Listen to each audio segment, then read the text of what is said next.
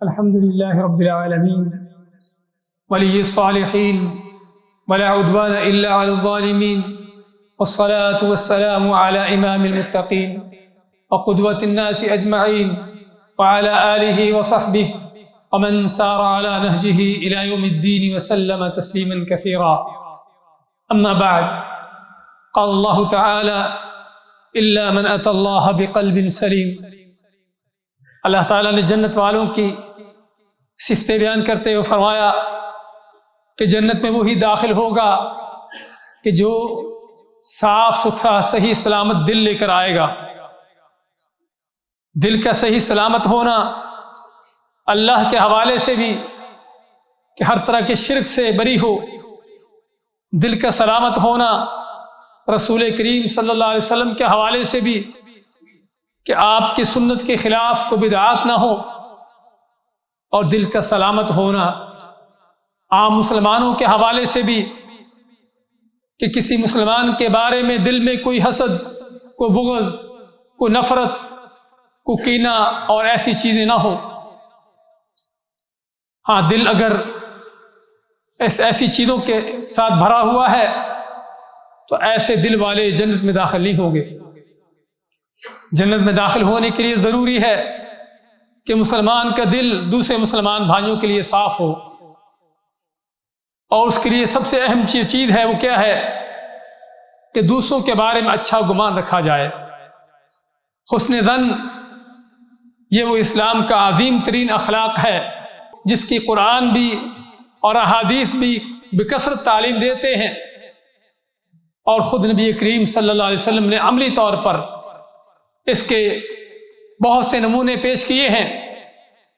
آپ صحابہ کے پاس آ کے فرماتے کہ مجھے کسی کے بارے میں کوئی بات نہ کہو، میں تمہارے پاس آتا ہوں، میرا دل تم سبھی کے بارے میں صاف ہوتا ہے، میں چاہتا ہوں کہ اسی صاف ستھرے دل کے ساتھ تم سے واپس جاؤں. ہاں، یہ بھائیوں نبی کریم علیہ السلام کی سیرت کہ جو مسلمان کو اپنانی چاہیے کہ کسی مسلمان کے بارے میں بدگمانی نہ ہو،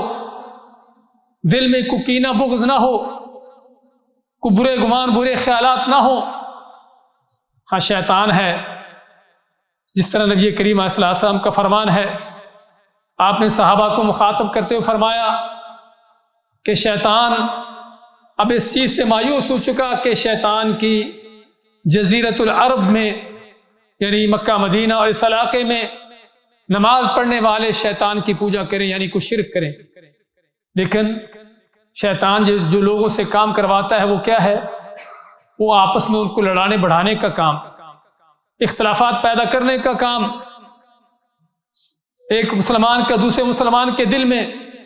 خامد بیوی کے درمیان، ماں باپ اولاد کے درمیان، بھائیوں کے درمیان، اور اس انداز سے ہر وقت شیطان کی کوشش ہوتی ہے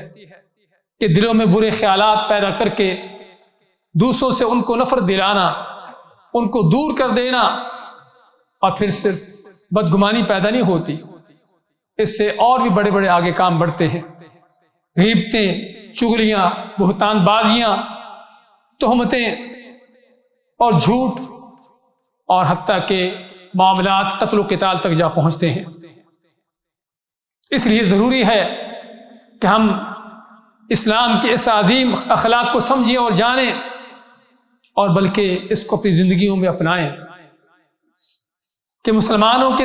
بارے میں دل جو ہمیشہ صاف ہونا چاہیے. آپ صلی اللہ علیہ وسلم مسجد نبوی میں تشریف فرما تھے، صحابہ کے پاس بیٹھے ہوئے آپ نے فرمایا کہ ابھی ایک آدمی مسجد میں داخل ہوگا کہ جو جنتی ہوگا. بڑی عظیم بات ہے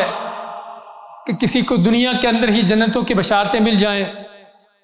اور نبی کریم صلی اللہ علیہ وسلم لوگوں کے اندر بیٹھ کر اس کی گواہی دے دیں. ایک آدمی آیا، دوسرا دن ہوا، آپ نے پھر فرمایا کہ ایک آدمی ابھی آئے گا کہ جو جنتی ہوگا. پھر تھوڑی دیر بعد وہی آدمی داخل ہوا،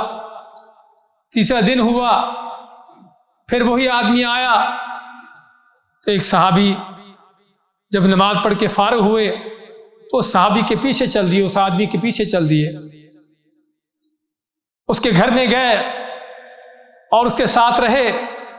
3 دن تک اس کے پاس رہے، اس کو دیکھنے کے لیے کہ اس کے جنت والے کیا عمل ہیں، یہ کیا کام کرتا ہے کہ جسے نبی کریم صلی اللہ علیہ وسلم ہر روز اس کے بارے میں جنت کی بشارت خوشخبری دے رہے ہیں۔ تو دیکھا کہ اس کا کوئی اتنا خاص عمل نہیں ہے، وہی فرائض، وہی اہم عبادتیں جو مسلمان کرتے ہیں وہی کر رہا ہے۔ تو تیسرے دن وہ صحابی اس سے پوچھتا ہے جو اس کا پیچھا کرنے والا تھا کہ نبی کریم علیہ السلام تمہارے بارے میں بار بار کہتے رہے کہ ایک آدمی آئے گا جو جنتی ہوگا اور تم تھے، میں دیکھنے آیا ہوں کہ تم کیا کرتے ہو۔ تو انہوں نے کہا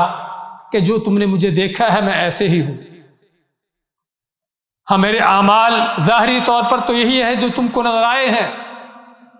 ہاں لیکن ایک بات ضرور ہے کہ میرے دل میں کبھی کسی مسلمان کے بارے میں کوئی برا خیال نہیں ہوتا، کوئی بدگمانی نہیں ہوتی، کوئی کینہ بغض نہیں ہوتا، میرا دل سبھی مسلمانوں کے لیے صاف ہوتا ہے۔ ہاں یہ بھائیو وہ چیز کہ جو جنتوں کو لے جانے والی ہے۔ اسی لیے اللہ فرماتا ہے یا ایھا الذین آمنوا اجتنبوا کثیرا من الظن، اے وہ لوگوں جو ایمان لائے ہو بہت سے گمانوں سے بچو، ان بعض الظن اثم، کیونکہ بہت سے گمان یا بعض گمان جو ہیں گناہ ہوتے ہیں، اور بلکہ اکثر و بیشتر گمان گناہ ہوتے ہیں۔ ایسے ہی خیال دل میں ڈالا شیطان نے کہ فلاں تمہارے بارے میں یہ سوچتا ہے، اس کا تمہارے بارے میں یہ خیال ہے، ہوتا کچھ بھی نہیں ہے۔ خاوند بیویوں کو لڑا دیتا ہے، گھروں کو برباد کر دیتا ہے اسی بدگمانی کی وجہ سے، اور بات صرف اپنے دل کی سوچ ہوتی ہے کہ آپ کس انداز سے سوچتے ہیں، اچھے انداز سے سوچتے ہیں یا برے انداز سے سوچتے ہیں، آپ کی سوچ جو ہے پازیٹو ہے یا مائنس ہے، نیگیٹو ہے۔ ہاں یہ ہے طلحہ ابن عبد الرحمن ابن عوف رضی اللہ تعالیٰ عنہ، تابعی ہیں، عبد الرحمن ابن عوف جو عشرہ مبشرہ ہے ان کا بیٹا، ان کے بارے میں آتا ہے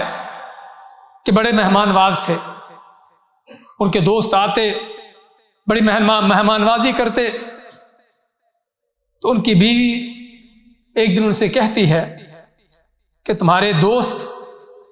بڑے ہی خود غرض قسم کے لوگ ہیں۔ کہتے کیوں؟ کہنے لگی بیوی کہ جب تمہارے پاس مال ہوتا ہے، کھلانے پلانے کو ہوتا ہے تو چلے آتے ہیں، اور جب تمہارے پاس کو کھلانے پلانے کو نہیں ہوتا، یعنی تنگ دستی ہوتی ہے، تو تمہیں چھوڑ جاتے ہیں۔ تو طلحہ کیا فرماتے ہیں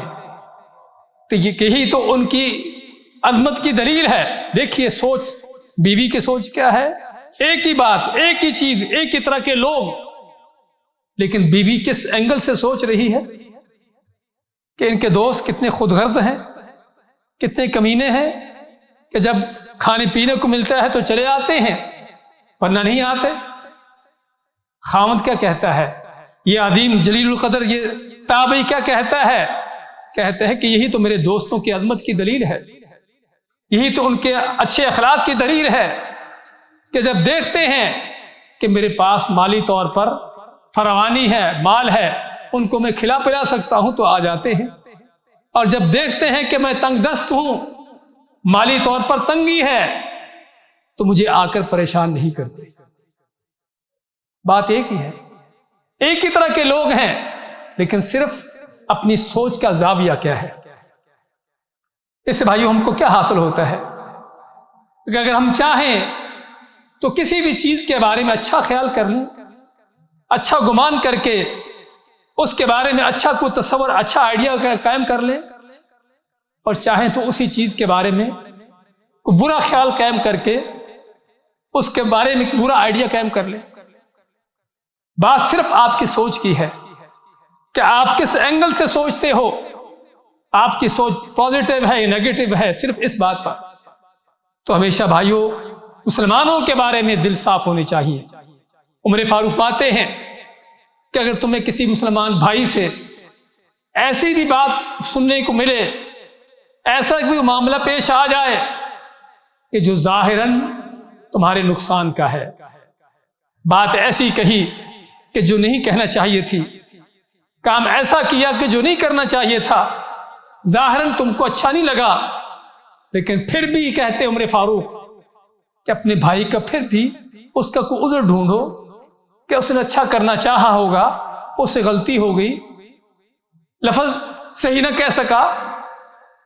ہاں، یہ بھائی وہ تربیت کہ جو نبی کریم علیہ السلام اپنے صحابہ کی کر کے گئے ہیں،